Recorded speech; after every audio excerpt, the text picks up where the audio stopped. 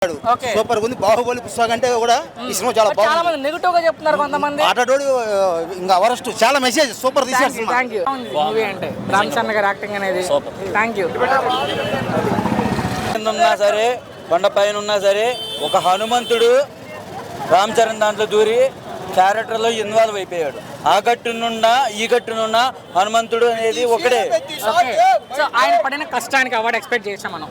National award కాదు, international award కూడా ఇవ్వాల్సింది. ఎంత వరకు కలెక్ట్ చేస్తుంది అనుకుంటున్నారు ఈ చిత్రం? మీకు బాక్స్ ఆఫీస్ బద్దలైపోద్ది ఈ వారం రోజులు. ఫైనల్ ఒక్క మాట రామ్ చరణ్ గారి గురించి ఏం చెప్తారంటే? Ram Charan is very wonderful. So పెద్ద సినిమా ఎలా ఉంది అంటే ఒక మాటలో? సూపర్. థాంక్యూ. రామ్ చరణ్ గారి నటన మీకు ఎలా అనిపించింది? సూపర్ ఉంది, బాగా చేశాడు. బుచ్చిబాబు గారి డైరెక్షన్ గురించి ఏం చెప్తారు? కల్టిమేట్ రీల్ తెప్పించారు, సో బాగుంది. ఎందుకు చూడాలి సినిమా? చూడని వాళ్ళకి ఏంటంటే గుర్తింపు ఉండాలన్నా. గుర్తింపు. సో కంటెంట్ అయితే మీకు వాళ్ళు చెప్పినట్టుగా ఇన్స్పిరేషన్ గా ఉందా? అంతే ఉంది కదా.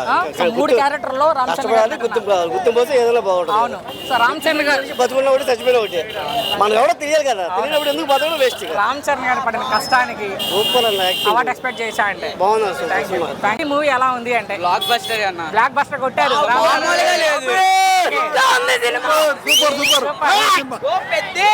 ఏంటి ఏం చెప్తావు సినిమా గురించి? ఏం చెప్తావు అంటే? Block buster. ఓకే చెప్పు చెప్పు. సినిమా ఇంకేంటి నిజంగా 3 గంటలు రాసా కాబట్టి నా పేరు మార్చుకుంటా. థాంక్యూ. చాలా బాగుంది. చాలా బహుత్ అచ్చా బహుత్ అచ్చా. థాంక్యూ. బాగుంది. నచ్చిందా నీకు? సో ఎలా అనిపించింది రామ్ చరణ్ గారి యాక్టింగ్?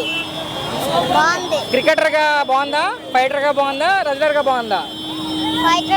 ఫైటర్ గా బాగుంది. నచ్చింది నీకైతే? ఎంత ఇస్తావు out of rating? 5 out of rating ఎంత ఇస్తావు నువ్వు? థాంక్యూ. బాగుంది పెద్ద సినిమా. చాలా బాగుంది అన్న సినిమా. ఎలివేషన్ తో కాకుండా చాలా చక్కగా తీశారు సినిమాని. ఓకే. హీరో అంటే ఎలివేషన్ కాదు, బాధ్యతతో కూడిన సినిమాగా తీశారు. చాలా రామ్ బాగుంది. చరణ్ గారు పడిన కష్టం కనిపించింది మీకు? రామ్ చరణ్ 1 man షో అన్న సినిమా మాత్రం 1 man షో. కంపల్సరీ ఖచ్చితంగా రావచ్చు. అంటే సినిమా బాగుంది.